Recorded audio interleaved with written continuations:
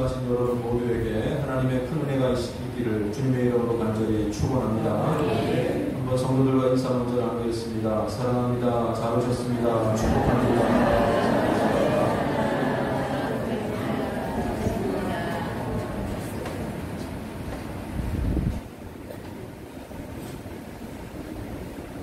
우리나라 역사 가운데 전쟁의 영웅을 들지 않는 이순신 장군을 떠올리시겠지만 성경에 등장하는 전쟁 가운데 가장 멋있고 드라마틱한 이런 싸움은 다윗과 골리앗의 싸움이 아니었나 생각되어집니다.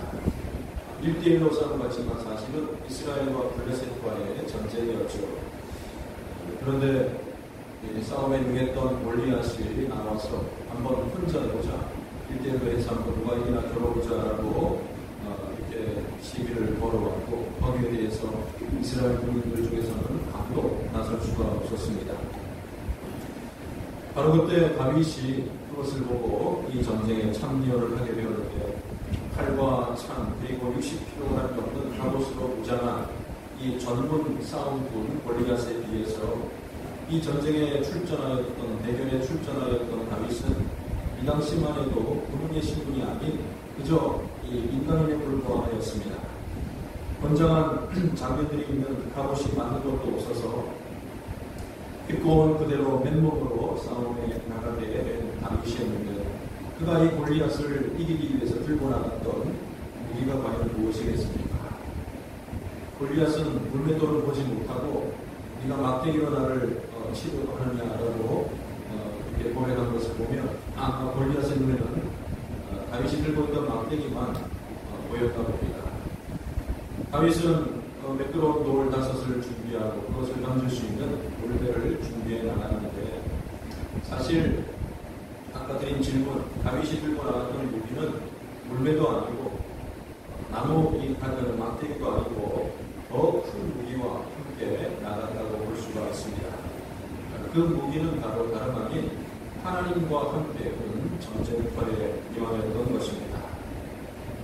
대결에 앞서서 이 다윗의 고백이 참 걸작입니다. 사무엘상 17장 45절 이하에 보면 이 골리앗에게 외칩니다. 너는 칼과 창과 단창으로 내게 나아오거니와 나는 만군의 여호와의 이름 곧 내가 모욕하는 이스라엘 군대의 하나님의 이름으로 내게 나아가노라. 오늘 여호와께서 너를 내 손에 넘기시리니 내가 너를 쳐서 내 목을 베고 블레셋 군대의 시체를 오늘 공중의 새와 땅의 들짐승에게 주어 온 땅으로 이스라엘의 하나님이 계신 줄을 알게 하겠다. 또 여호와의 구원하심이 칼과 창이 있지 아니함을 이 무리에게 알게 하리라. 전쟁은 여호와께 속하는 것인지 그가 너를 우리 손에 넘기시리라. 구구절절 참 얼마나 귀한 말만 하는지 모르겠습니다. 여러분이 하나님의 입장에서 다윗의 고백을 듣고 있더라면 참 어떤 감정이겠습니까? 너무나도 기특하고 소름이 돋을 정도로 나를 의지하는구나, 나를 믿는구나, 나를 신뢰한다는 어떤 그런 부분들을 확인하지 않으셨겠습니까? 이렇게 외치고 나갔던 다윗은 골리앗에게로 곧장 달려나가서 단 한 번 물매를 던져서 그를 쓰러뜨리게 된 줄로 분명히 믿습니다. 이와 같은 기적적인 놀라운 그런 승리를 하게 된 이유가 무엇이었겠습니까? 무슨 다윗이 물매의 다리, 양을 치면서 맨날 물맷돌을 이렇게 던지다 보니까 그 숙련된 물매질 때문에 이겼겠습니까? 그것도 영향이 있겠지만은 다윗은 하나님의 이름으로 나가고 하나님의 영광을 위해서 싸우지 않았습니다. 상대가 되지 않는 건 상대였지만 다윗이 이기게 된 것은 그의 고백처럼 전쟁을 주관하신 그 모든 것을 이끄시는 하나님께서 한 번에 이길 수 있도록 역사해 주셨던 것입니다. 하나님은 다윗의 믿음을 보시고 그에게 승리를 허락하여 주셨습니다. 이스라엘 백성들, 사람의 눈에서야 이 전쟁이 심각하고 두려워 느끼지만 사실 하나님 앞에서는 전쟁도 아무것도 아닙니다. 하나님은 전쟁이든지 또 개인적인 시험이든지 또 우리가 겪게 되는 어떤 상황을 통해서든지 가장 중요시하는 것은 자기 백성들의 믿음, 그 믿음을 보시기를 원하십니다. 다윗은 그것을 잘 알았고 그의 믿음은 통쾌한 승리의 이 보상을 받게 된 줄로 분명히 있습니다. 이제 가나안 땅에 들어가서 본격적인 정복 전쟁을 치러야 될 이스라엘 백성들, 출애굽 2세대들이었던 그들도 사실 광야 생활 중에서 간간히 전쟁을 본 적이 있습니다. 물론 칼과 창을 들고 나갈 만한 연령은 아니었지만 앞서 광야에서 다 돌아가신 이 선조들의 싸우는 모습을 본 적이 있었는데, 출애굽한 지 얼마 되지 않아서 아말렉과 전투가 있을 때는 참 신기한 장면을 연출하여 하는 것을 보았습니다. 아니, 우리 군대가 몰아붙이다가 또 무슨 이유가 없이 또 막 후퇴를 합니다. 또 막 몰아붙이고 후퇴하고, 왜 저러나? 이유가 뭔가 봤더니 또 그 산 위에서 모세가 손을 들고 기도할 때는 이기다가 또 손이 내려가면 밀리다가 이런 걸 반복하는 거예요.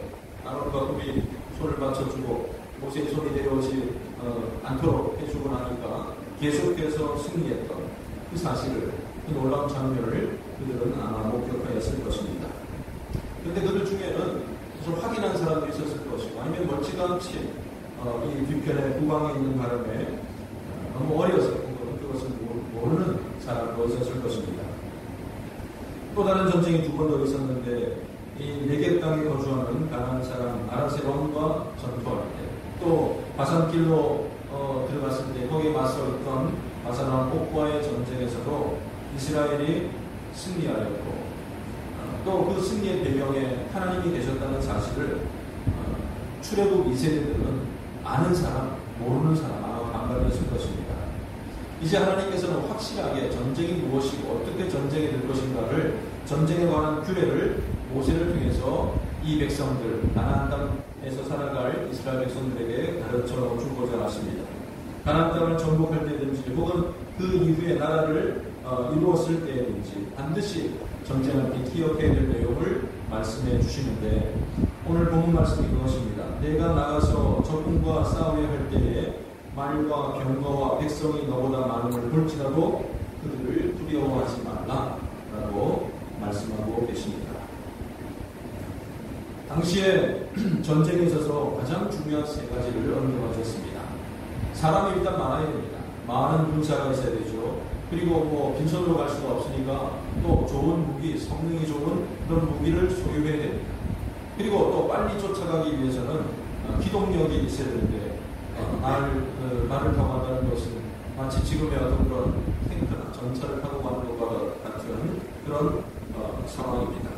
이 전쟁에 승리하게 되는 최우선의 조건들이죠. 사람이 또 힘이 비슷비슷하면 아마 더 좋은 무기를 가지고 있는 사람한테 결코 덤빌 수가 없죠.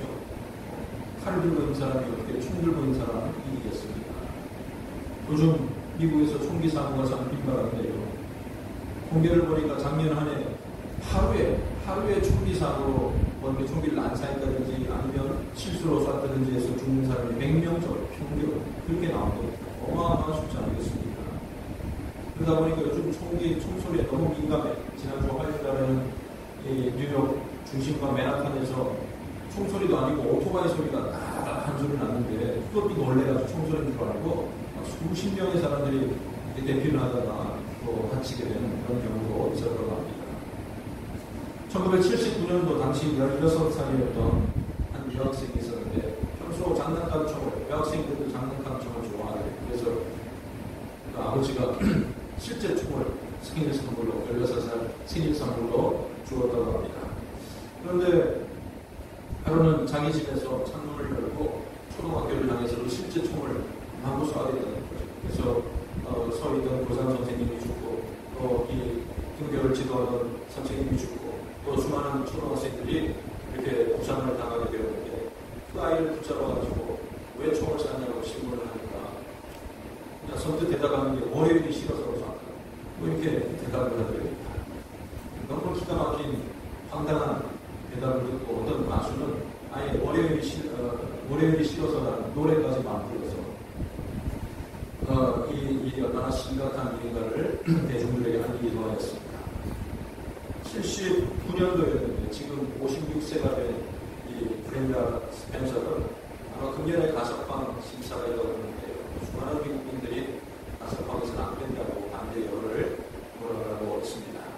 어찌되었건 군인도 아니잖아요. 작은 나약한 힘없는 유학생이지만 이 무기를 잘못 건드려서 이 사람들을 죽이고 또 더 어린 아이들도 부모를 죽이는 형제들을 실수로 쏴 죽이는 그런 일들이 빈번한 것을 보게 됩니다.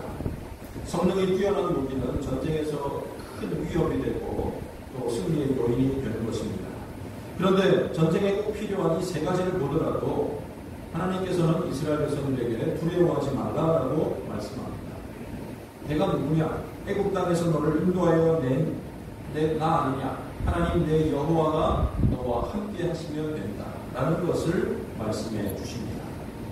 그러니까 세상의 전쟁은 무기가 중요한 것이고 숫자가 중요한 것이지만 하나님의 관점의 전쟁에서 가장 중요한 것은 하나님이 그들과 함께하는 것, 하나님이 그들 속에 함께하는 것으로 충분히 승리가 보장된다라고 말씀해 주신 것입니다.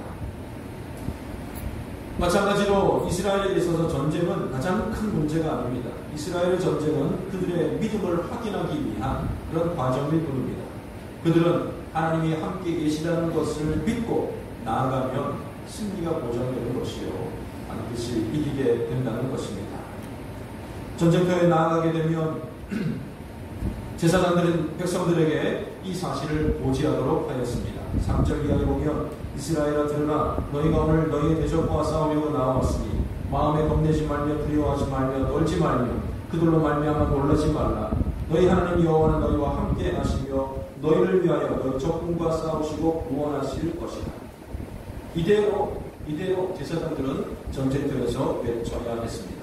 하나님이 함께하시고 우리에게 이길 수 있어 라는 것을 확인해주는 그런 내용 아니겠습니까? 그리고 각 지파에서 사람들을 끌고 나온 책임자들은 이 전쟁이 하나님께 속했다는 것을 증명해주는 구체적인 행동을 하라고 명령하고 있습니다. 아까 승리의 여건 가운데 많은 군사를 언급했지만 많은 군사들이 있어야 승리할 가능성이 높은데 오히려 그 전쟁에 적합하지 않은 사람들을 돌려보내라는 그런 명령을 받게 됩니다. 말씀드리는 네 가지 사항에 해당되는 사람들 다 돌려보내라고 하였는데 첫 번째는 새 집을 짓고 낙성식을 못해본 사람, 집 짓고 들어가서 살아보지 못한 사람은 돌려보내라라고 말씀합니다. 수고로의 집을 지었고 또 거기에 대해서 보람을 느낄 수 있도록 해주라는 것이고 집 지어놓은 사람 입장에는 야 내가 집 지었는데 거기 자보지도 못하고 전쟁에서 왜 고생했냐 전쟁에 집중하지 못하게 되는 일이 있을까 돌려보내라라고 말씀하였습니다. 두 번째 이유도 비슷한 이유인데 한 해 동안 부지런히 포도원 농사를 잘 지어놓고 열매가 익을 때쯤 그 열매를 취하지 못한 자도 집으로 돌려보내라라고 하였습니다. 왜 내가 나와서 이렇게 이 고생이냐 집에 가면 내가 지금 농작물 드리는데 농사 그렇잖아요. 전 농사 지어보진 않았지만 한 이틀만 손보지 않으면 티가 난다면서요. 그냥 벌레가 생기고 잡초가 생기고 여러 가지 어려움들이 생기듯이 결실한 포도를 남들이 취할까 염려할 수 있으니 그 사람들을 다 돌려보내라라고 말씀하십니다. 세 번째는 여자와 약혼하고 결혼하지 못한 자도 돌려보내라라고 하였습니다. 약혼은 우리가 이 느끼는 어떤 그런 정서와는 좀 다른데 이스라엘 사회에서 약혼은 거의 결혼과 동일합니다. 같이 잠자리를 가지지 않았을 뿐이지 이미 지참금을 다 지불한 상태이며 그래서 결혼한 혼인한 관계와 같은 법적 구속력을 가지고 있습니다. 혹시라도 남자가 전사하게 되면 그 여자는 평생 과부로 지내거나 아니면 타인에게로 가야만 되는 경우가 생길 수 있기 때문에 이 사람도 돌려보내라. 마지막 이유가 좀 재미있는데 여기저기 해당되지 않더라도 생각해봐가지고 마음속에 전쟁이 두려움이 있는 사람 이 전쟁에서 우리가 질 것 같다라고 두려움이 있는 사람들도 다 돌아가게 하였습니다.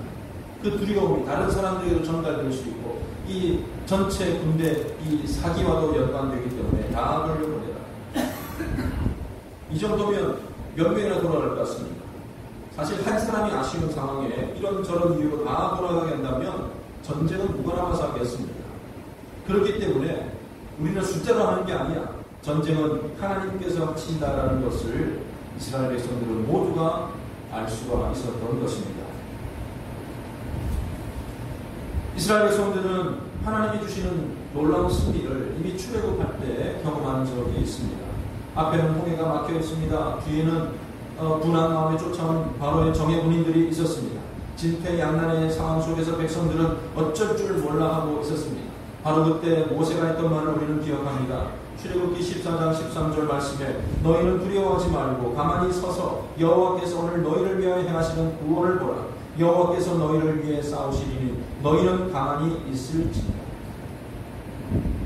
모세의 믿음처럼 하나님의 약속처럼 고백한 것처럼 하나님께서는 바다를 열어서 백성들을 구원해 주셨고 또 그 바다를 닫아서 애굽의 군대를 전멸시키지 않으셨습니다. 후대의 일이지만 사사시대에는 오늘 이 말씀대로 그냥 실제 사례가 있습니다. 미디안 사람들에게 오랫동안 고난을 받던 이스라엘을 구원하시고자 하나님께서는 기드온을 사사로 불러주십니다. 이리 빼고 저리 빼다가 결국 이 일을 하겠노라고 군사를 모집하게 되었을 때에 그래도 적잖이 큰 힘이 되었을 겁니다. 각 지파에서 몰려온 사람들이 32,000명이나 되었기 때문입니다.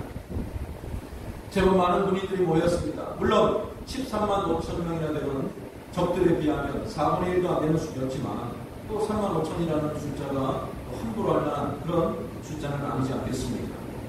그러나 하나님께서는 미디안과의 싸움이 이스라엘 백성들 자신들의 힘이 아닌 하나님께서 이기게 해주신다는 사실을 알려주고 싶으셨습니다. 그래서 가장 먼저 그 3만 2천들 가운데 이 전쟁이 두려운 사람, 죽음이 두려운 사람들을 돌려보내도록 하였습니다. 그냥 다 군인인 줄 알았더니 두려운 사람 다 집에 가시고 했더니 몇 명쯤이나 남겠습니까? 성경을 보니까 3만 2천 중에 2만 2천 명이 돌아갔어요. 이제 몇 명 남은 겁니까? 10,000명 남았잖아요. 하나님께서는 그래도 많으니까 너희들 행군하다가 갈증이 날 때 물을 먹도록 해라. 그래서 손으로 떠먹지 않고 엎드려서 먹는 자들을 돌려보내도록 하였습니다. 그러자 엎드려서 먹었던 9,700명이 돌아가고 손으로 떠먹은 300명이 나왔습니다. 주석을 보면 그래도 좀 이해가 될 만큼 손으로 떠먹는 사람 주변을 경계하면서 또 이렇게 주의력이 깊은 사람이고 엎드려 벌컥벌컥 마시는 사람이 이것도 저것도 따지지 않는 사람이다. 뭐 이렇게까지 해석해 놓기도 안 했지만 사실 그건 무의미한 것 같아요. 하나님께서는 더 적은 편을 생각하고자 더 적은 편을 남겨두고자 손을 떠먹는 사람 뭐 그 300명이라고 해서 특공 뭐냐 특수부대 뭐냐 엄청난 사람들이 아니지 않습니다. 단지 그냥 물을 이렇게 떠먹었을 뿐입니다. 그들로 하여금 들고 가게 한 무기도 참 가관인데요. 뭐 좋은 무기가 주어졌던 것이 아니라 한 손에는 나팔을 들고 또 다른 손에는 항아리를 들도록 하였습니다. 그 항아리 속에는 불을 질 수 있는 횃불을 감추도록 하였습니다. 수치상을 보면 한 사람당 450명을 이게 1대 450. 그런데 하나님께서 명하신 대로 나팔을 들고 항아리를 부수고 횃불을 높이 들었을 때에 그 많은 적들을 하나님께서 이길 수 있도록 역사하셨습니다. 손 하나 까딱하지 않았지만 스스로 자기들끼리 연합군들끼리 스스로 자멸하고 말았던 것을 보게 됩니다. 이 일에 대해서 이 전쟁에 대해서 어느 누구도 하나님의 명령에 반대한 사람이 없었고 상식을 뛰어넘는 믿음을 통하여서 하나님께서는 놀라운 승리로 그들에게 보상해 준 줄로 분명히 믿습니다. 하나님께서 이 이스라엘 백성들에게 말씀해 주신 것은 전쟁에 관한 원칙입니다. 모든 전쟁에 관한 그런 방법을 말씀하시는 것이 아닙니다. 그렇잖아요. 모든 전쟁할 때마다 뭐 나팔 들고 촛불 들고 같은 것 아니지 않습니까? 아말렉과의 전투에 있어서는 모세가 두 판을 들고 기도할 때 이기게 하셨고 또 그 가운데 백성들은 무기를 들고 적들과 싸우지 않았습니까? 여리고를 점령할 때는 일주일 동안 성을 도는 일로 하나님께서 행하게 하셨습니다. 방법은 제각각이지만 그 전쟁의 방법은 그때그때 상황에 맞는 지혜를 주셨지만 분명한 원칙은 잊지 말아야 될 한 가지는 하나님이 우리와 함께 하신다. 하나님이 우리로 이기게 하신다라는 그것을 믿는 믿음으로 이스라엘 백성들은 나가야 했던 것입니다. 출애굽 세대 중에서 가나안 땅에 들어갈 수 있었던 유일한 두 사람 여호수아와 갈렙이 어떻게 말했는지를 한번 기억해 보십시오. 민수기 14장 8절 말씀 보면 하나님이 우리를 기뻐하시면 우리를 그 땅으로 인도하여 들이시고 그 땅을 우리에게 주십니다. 여호수아와 갈렙이 본 것도 덩치가 크고 장대한 아낙 사람들이었습니다. 그들의 견고한 성이었고 강한 무기였습니다. 그럼에도 불구하고 하나님이 우리를 기뻐하시면, 하나님이 우리와 함께 하시면 우리가 능히 그들을 이길 수 있다. 그들은 우리의 먹이다 라고 고백하지 않았습니까? 이와 같은 고백 속에 하나님께서는 여호수아와 갈렙 이 두 사람, 젖과 꿀이 흐르는 가나안 땅을 맛볼 수 있는 극소수가 되게 하셨던 것입니다. 마찬가지로 만군의 하나님 여호와가 나와 함께 하신다고 믿고 나아갔던 다윗도 상대가 안 되게 강력한 상대를 때려눕힐 수 있도록 하나님께서 역사해 주셨으며, 하나님께 사랑받는 왕으로 재미할 수 있도록 하나님께서 도와주신 줄로 분명히 믿습니다. 이스라엘 나라에 왕이 세워진 것은 백성들이 막 때를 쓰고 요구했기 때문만이 아니었습니다. 신명기 17장 말씀 보면 이미 하나님께서 너희가 왕을 세워야 될 때가 되면 어떻게 하라는 말씀을 주시는데, 신명기 17장 14절 이하에 보면 어떤 사람을 왕으로 세우라는 그런 규례가 나옵니다. 그는 하나님이 택한 사람이어야 하며 또 내 형제 중에 한 사람, 즉 이방인이 아니라 이스라엘 민족이어야 합니다. 자격을 뜻하는 것인데, 또 그가 해야 될 것은 병마를 많이 두지 말고 아내를 많이 두지 말라라고 말씀하셨습니다. 왕은 뭔가를 많이 가지고 있어야 권력을 누리지 않습니까? 그러나 무기 많이 필요 없다, 군사 많이 필요 없다, 그리고 아내를 많이 두어서는 안 된다라고 말씀하신 것.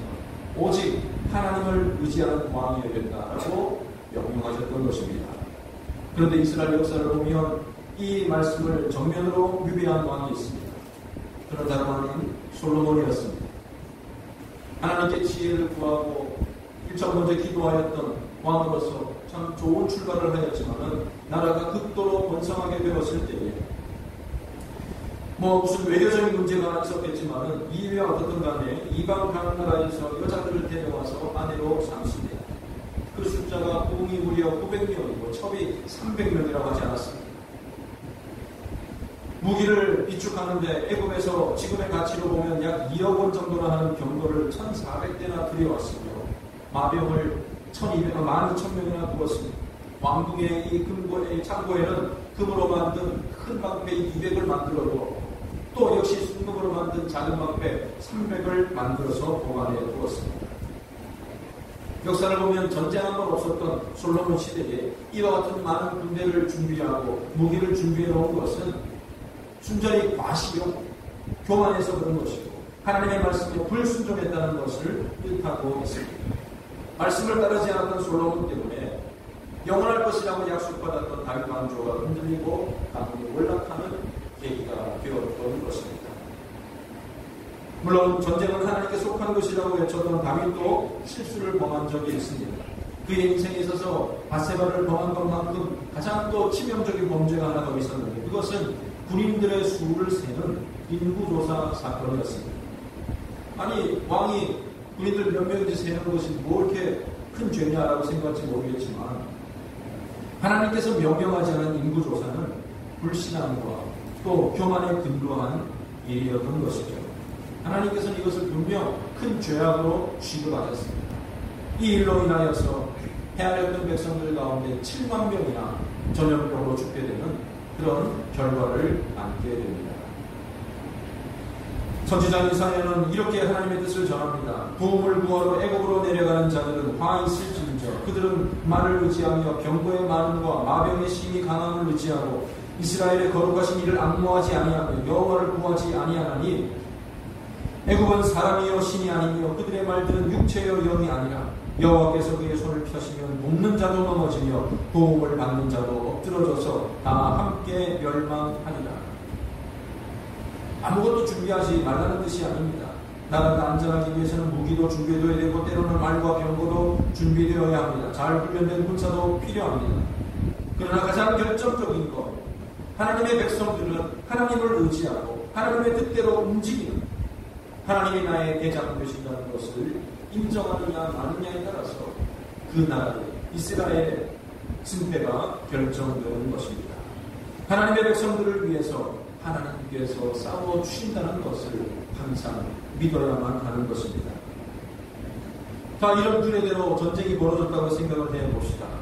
전쟁에 이렇게 해라, 모세의 매뉴얼대로 하나님께서 명령하신 대로라면 제사장들이 따라가야, 전쟁터까지 따라가야 됩니다.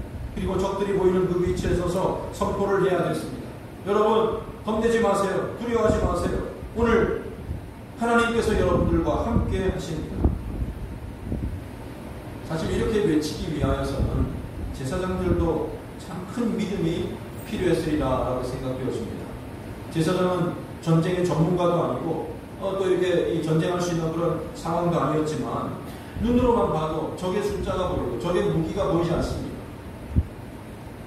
만약에 선포한 대로 하나님께서 승리하지 못하도록 승리할 수 없도록 만드신다면 어떻게 할 것입니까? 내 체면은 고사하고 우리 그냥 나라는 어떻게 할 것입니까? 과연 그 상황 가운데서 적을 본 상황 가운데서 믿음으로 선포할 수가 있을 것입니다. 또 반대로 백성들의 입장도 마찬가지입니다. 제사장 말을 듣고 용기를 얻고 아멘 하면 참 좋겠지만은 사람들 마음속에는 여러 가지 다른 생각들이 있을 수 있지 않겠습니까? 아이고 당장 눈에 보이지 않는 하나님을 의지하는 것보다 눈에 보이는 적군이 더 무섭다. 이런 마음 들지 않겠어요? 전쟁은 우리가 하는 것인데 제사장이 뭘 아신다고 그런 소리를 하고 있느냐? 전쟁은 당신보다 우리가 더 전문가니까 그런 얘기 하지 말라고 이렇게 대답할 수도 있을 것입니다. 아니 이런 상황 가운데 백성들의 책임자들은 한술 더 뜹니다. 여러분 두려운 사람, 집 지어놓고 온 사람, 농사 짓다 온 사람들, 약혼한 사람들은 집으로 돌아가시기를 바랍니다. 아마 입술이 잘 떨어지지 않았습니까? 이거 말해도 되는 건가? 이렇게 해도 되는 건가? 책임자들도 아마 마음이 무거웠을지도 모릅니다. 백성들은 더 난리가 났을 것입니다. 아니 뭐 그렇게 하면 이건 뭐 누가 남아서 전쟁하라는 얘기냐? 집 짓고 농사 짓고 오는 게 무슨 대수라고 특혜를 주느냐? 약혼을 하고 뭐 결혼생활 하는 것보다 더 중요한 것이 나라를 지키는 것 아니냐? 이런 여러 가지 생각들이 들 수 있었을 것입니다. 그러나 그 모든 가능성, 그 모든 생각들을 다 뒤로 하고 하나님의 말씀을 듣고 순종하는 것이 하나님의 백성 이스라엘이 선택해야 될 행동이며 그것을 하나님께서 기뻐하시고 그대로 행하는 자에게 승리를 허락해 주실 줄로 분명히 믿습니다. 이스라엘 백성들 그렇게 해야지, 순종해야지, 하나님 의지하고 나아가야지 라고 남의 일에 대해서 우리가 쉽게 말을 하지만 오늘 그 상황이 우리에게 주어졌다고 한번 생각해 보시기 바랍니다. 사실 총칼을 겨누고 죽이는 일만 없을 뿐이지 우리는 삶의 모든 현장들을 마치 전쟁터에 비유하며 살아가고 있지 않습니까? 우리나라를 보더라도 참 강대국의 틈바구니 속에서 아슬아슬한 위기의 시간을 보내고 있지 않습니까? 우리 삶의 자리를 보면 취업 전쟁이니 입시 전쟁이니 출근 전쟁이니 모든 행위들에 대해서 전쟁이라는 단어를 사용해 만큼 치열한 시대를 살아가고 있고 또 그런 전쟁의 자리들은 우리의 믿음을 떨어뜨리고 하나님 바라보기보다는 눈앞에 있는 그 일들을 해결하기에 급급하도록 만들어 불신앙의 자리로 우리를 이끌어갈 때가 많이 있습니다. 그러나 예나 지금이나 분명한 것은 하나님이 우리와 함께 하실 때에 우리는 전쟁에서 승리할 수가 있는 것이고 하나님의 말씀에 믿음으로 순종하는 자가 참된 승리를 얻을 수 있는 것입니다. 그러기에 사랑하는 성도 여러분, 하나님의 말씀에 귀를 기울이시고 그 뜻대로 살아가는 저와 여러분 모두가 되시기를 주님의 이름으로 간절히 축원합니다. 우리 삶의 현장에서 하나님의 뜻대로 사는 법은 오늘 이 살펴본 전쟁의 규례와 비슷한 과정을 거친다고 말할 수가 있을 것입니다. 우리 각 사람은 이미 하나님의 말씀의 많은 부분들을 알고 있습니다. 개인적으로도 수십 번 하나님의 말씀을 읽고 나름대로는 잘 알고 있습니다. 그러나 굳이 그 전쟁터에서 제사장들보다 그 사람들이 전쟁에 더 능한 사람들이었겠지만 제사장을 통해서 하나님이 주실 승리를 선포하고 확인하고 듣게 하셨듯이 교회에서 주일마다 목회자들을 통해서 하나님의 말씀이 전달되고 있습니다. 삶의 자리에서 어떤 태도를 취해야 할 것인가에 대한 하나님의 뜻이 선포되고 전달되고 있다는 말입니다. 그런데 교회 안에서는 들을 때만 은혜 받는 것으로 끝나버려서는 안 됩니다. 그 말씀을 듣고 전쟁터까지 나가야 되는 거예요. 삶의 자리에까지 가지고 가서 그대로 행하는, 순종하는, 검증되어야 하는 것이고 전쟁 같은 실제 상황 속에서도 지켜줘야 되는 그런 규례라는 것입니다. 혹시라도 여러분 마음 가운데 주의 말씀이 선포될 때 아이고 목사님은 성경만 알고 세상은 잘 몰라서 하는 말씀입니다. 이런 생각을 가진다든지 말씀은 듣고 있지만 주일날 교회 와서 말씀을 듣고 있지만 세상 나가서 살아갈 때는 세상을 살아가는 방법, 규칙, 룰이 있다고 끝까지 고집을 피우거나 주장해서는 안 될 것입니다. 하나님의 말씀은 예나 지금이나 교회 안이나 교회 밖에서나 만고 불변의 진리의 말씀입니다. 우리의 대적들을 물리쳐 주시고 자기 백성들을 옳은 길로 인도하시는 하나님께서는 신명기의 이스라엘 백성들뿐만 아니라 오늘 우리에게도 확실하게 역사해 주십니다. 그러기에 우리는 항상 그 말씀에 귀를 기울이시기를 바랍니다. 책임자들이 전쟁에 적합하지 않은 사람들을 돌려보낸 그 일이 한 사람이 아쉬운 그 사람들에게는 얼마나 어리석은 판단으로 보였겠습니까? 그러나 하나님의 명령에 순종하였듯이 오늘 교회 속에서도 또 중요한 일들을 결정해야 될 많은 지도자들이 하나님의 뜻을 따라서 어떤 행동을 하고 어떤 결정을 하고 어떤 곳으로 나아가자고 요청하게 될 때에 그 뜻에 순종하고 따라가는 것이 하나님의 사람들의 당연한 행동인 줄로 분명히 믿습니다. 교회 속에서 하나님의 말씀에 위배되지 않는 결정들이라면 우리는 거기에 따라가고 거기에 순종하는 것이 승리를 얻는 비결이라는 것을 잊어서는 안 될 것입니다. 여러분, 한마디로 말해서 교회 생활의 참된 의미는 이곳에서 하나님의 말씀이 선포되고 그 말씀을 따라서 순종하고 행동하는 일이 뒤따르게 될 때입니다. 참된 의미가 있는 것입니다. 우리가 신앙생활을 해나가면서 하나님의 말씀을 제발 가려 듣지 마시기를 바랍니다. 내가 납득이 되고 내가 이해가 되고 내 경험상 받아들일 수 있는 것들은 수용하지만 내가 이해할 수 없는 부분에 대해서는 마음을 꽉 닫아버립니다. 내가 좀 불편한 말씀에 대해서는 마음을 열지 못하는 그런 어리석은 자가 되어서는 안 될 것입니다. 당장 눈앞에 수많은 적들이 있다 할지라도 그들을 두려워하지 마시기 바랍니다. 하나님이 그 어떤 상황 속에서도 나와 함께 하신다는 사실을 믿고 살아가시기를 바랍니다. 선포되는 말씀, 기록된 말씀은 누구를 위한 말씀입니까? 바로 하나님의 백성들, 여러분들을 위한 말씀입니다. 이론이 다르고 실제가 다르고 지식과 행동이 다르고 들은 것이 다르고 행동하는 것이 다르다면 하나님의 말씀이 무슨 의미가 있겠습니까? 말씀을 들었다면 그 말씀이 내 삶 가운데서 이루어지고 말씀을 내가 안다면 그 말씀이 내 삶의 그 전쟁터에서 확인되어지는 그런 과정이 신앙생활이요. 우리의 믿음이 자라가는 과정이 될 줄로 분명히 믿습니다. 하나님의 백성들은 전쟁도 사업도 입고 먹고 사는 것도 결혼도 그 모든 것들도 하나님의 방법대로 행하는 것이 하나님의 뜻을 이루어가는 사람들입니다. 바로 저와 여러분들이 오늘 그러한 삶을 살아가시기를 바랍니다. 사랑하는 성도 여러분, 이제 말씀을 맺습니다. 믿음이라는 것은 결코 만용이 아닙니다. 아무런 준비도 없이 대책 없이 살아가는 것도 아닙니다. 우리의 할 바를 최선을 다해서 준비하고 잘 갖추어 놓되 하나님의 최종 승인, 하나님의 최종 결정을 받은 후에 행동하는 것이 바로 참된 믿음입니다.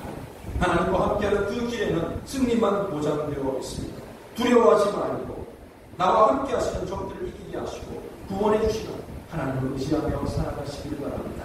우리의 가장 큰 실패로 보여지는 죽음조차도 승리의 자리로 바꾸어 놓으시는 그 하나님 붙잡고 살아가시기를 바랍니다. 끝까지 하나님과 함께 하나님이 주시는 그 승리를 맛보며 살아갈 수 있는 믿음의 사람들 다 되시기를 주님의 이름으로 간절히 축원합니다. 기도하겠습니다. 하나님 아버지, 은혜를 감사드립니다. 연약하고 부족한 저희들을 삶의 전쟁터 자리에 우리를 홀로 버려두지 않으시고 하나님 우리와 함께 하시는 친히 싸워주시겠다고 약속하셨습니다. 눈에 보이는 것을 위해 두려워하거나 실족하지 않도록 주님 도와주시옵소서. 믿음으로 하나님을 바라볼 수 있도록 도와주시고 하나님이 제시하신 방법대로 항상 승리하며 살아가는 주의 백성들 다 되게 하여 주시옵소서. 감사드리며 예수님의 이름으로 간절히 기도드립니다.